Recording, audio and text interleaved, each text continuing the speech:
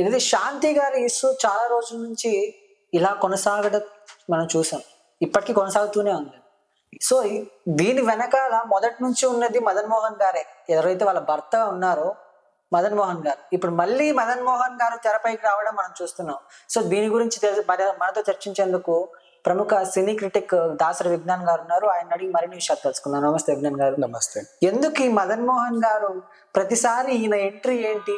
Starting లో ఉన్నాడు, ending లో ఉన్నాడు, మళ్ళీ యాక్చువల్గా నేను చరిత్రలో ఫస్ట్ టైం చూసా ఒక యాక్చువల్గా ఒక ఆడది నాకు నా పిల్లలకి న్యాయం జరగాలని అత్తారింటి ముందు ధర్నా చేస్తుంది, పోలీస్ స్టేషన్ ముందు ధర్నా చేస్తుంది, లేదంటే అసెంబ్లీ ముందో రోడ్డు మీద ధర్నా చేస్తుంది. అంతే కదా, ఒక ఆడది.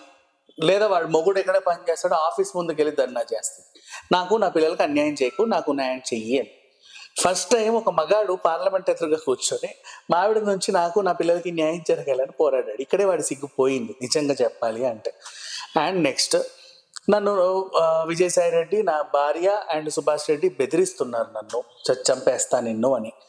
నాకు న్యాయం జరగాలి అని చెప్పి పోరాడతారు. ఏం న్యాయం జరగాలో అర్థం కావట్లా. మళ్ళీ చూస్తేనేమో నిన్న మా ఆవిడ వెరీ గుడ్, ఎంత మంచిదంటే అంత మంచిది, పాపం దానికి ఏం తెలియదు, నోట్లో వేలు పెట్టినా కొరకలేదు, ఎంత అమాయకులు అంటే అమాయకులు ఇట్లా ఉంటుంది అంతే.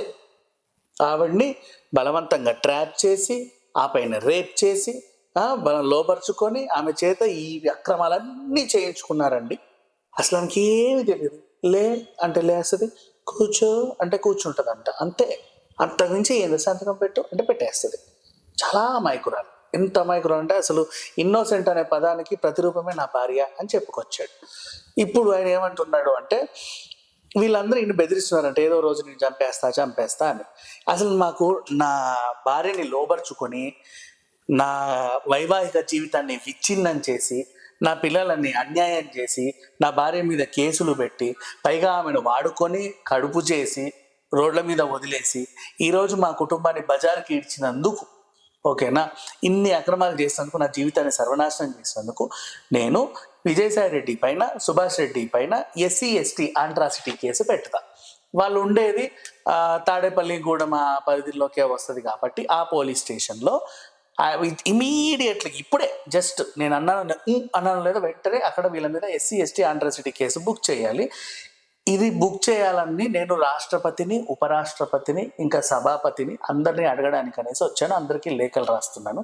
ఇది ఇమీడియట్గా జరగాలని ఇతని ఆవేదన. నెక్స్ట్ అతని భార్య ఏమో వాళ్ళ చెర నుంచి విడిపించాలి, ఆమె వాళ్ళ మాయలో పడిపోయింది, ఈమెకి అసాంఘిక శక్తులతోని బ్యూరోక్రాట్లతోని అందరితోని పెద్ద ఎత్తున సంబంధాలు ఉన్నాయి. వాళ్ళందరితో ఏం చేస్తుందో, ఎప్పుడు ఏం చేస్తుందో నాకు చాలా భయం వేస్తుంది. నన్ను, నా పిల్లల్ని కాపాడండి ఆవిడ దగ్గర నుంచి. పైగా ఆవిడ్ని కూడా వాళ్ళ మాయలో నుంచి తీసేసి నాకు అప్పచెప్పండి, మేము సంతోషంగానే ఉంటాం, మాకంటూ ఒక అండర్స్టాండింగ్ ఉంది. ఇది ఈయన చెప్పుకొచ్చింది.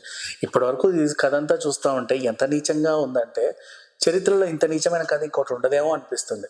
అండ్ నెక్స్ట్ వీడి వల్ల జరిగిన మంచి ఏంటంటే మా అమ్మగారు చేసిన అక్రమాలన్నీ కూడా బయటపడ్డాయి. సంతోషం, మహాప్రసాదం. ఇప్పుడు ఈడీ అవన్నీ అటాచ్ చేసి ఏ ఆలయాలు ఎంతెంత పోయిందో అన్నీ కూడా జత చేసుకొని లెక్కలు రాసుకొని ఈమె మీద కేసు పెట్టాలి. కేసు పెట్టాలన్నా సరే మళ్ళీ ఇంకొక తలకాయ నొప్పి. పలానా శాంతి అక్రమాలు చేసింది, శాంతి వైఫ్ ఆఫ్ మదన్ మోహన్, కాదు మొన్న ఏమో పేరు చెప్పింది, శాంతి మీ ఆయన ఎవరు అని అడిగారు. అంటే అది మదన్ మోహనే కదా, ఉత్తరం నువ్వు పని చేసేటప్పుడు మదన్ మోహన్ అని రాశావు. ఇక్కడేమో మొన్న టీవీకి ఎక్కి ఆయన పేరు చెప్పారు, సుభాష్ రెడ్డి అనే పేరు చెప్పారు. ఇప్పుడు అట్లా రాయలేము. మీ ఇద్దరికి విడాకులు అయ్యాయా, ఇప్పుడు ప్రజెంట్ నీతో ఎవరు ఉంటున్నారు ఒకసారి చెప్పవా అని అడిగారు వాళ్ళు రాసుకోవడానికి. ఈవిడ దానికి ఆన్సర్ ఇవ్వాల. నెక్స్ట్ విజయసాయి రెడ్డి కదా పిల్లలు కన్నావా అంటే లేదు. ఇప్పుడు ఈయన డిమాండ్ ఏంటి మదన్ మోహన్ది, ఆ బిడ్డకి DNA టెస్ట్ చేసి వాళ్ళ ముగ్గురికి DNA టెస్ట్ చేసి ఎవరి DNAనో నాకు చెప్పాలి అని. సరే చేసావు, అంతా బాగానే ఉంది. ఈ ముగ్గురు DNAలు కాక ఇంకేమైనా కొత్త DNA వస్తే ఏం చేస్తాం? వాళ్ళ భర్తదే అయి ఉండొచ్చు కదా. ముగ్గురికి కూడా నెగిటివ్ వస్తే ఏం చేస్తాం? 4వ వ్యక్తి ఎవడని ఎత్తుకుతాం, అంతేగా. సో ఇట్లా ఉంది ప్రజెంట్ ఇలా సిచ్యువేషన్. సరే ఏదేమైనప్పటికీ శాంతి కేసు అయితే ఇప్పట్లో కొలిక్కొచ్చే అవకాశమే లేదు. అండ్ పోనీ దీని రంకు భాగవతాలు కొలిక్కొచ్చి వీళ్ళిద్దరు కలిసి ఉన్నా సరే ఇవి చేసిన అక్రమ భాగవతాలు ఉన్నాయి కదా, అది మాత్రం సాగుతానే ఉంటాయి. దాంట్లో మాత్రం ఎలాంటి అతిశయోక్తి లేదు. అండ్ 100% శాంతి నేరం చేసింది, తను నిందితురాలు, దేవాదాయ శాఖ భూముల్ని ఆస్తుల్ని కబ్జా చేసింది.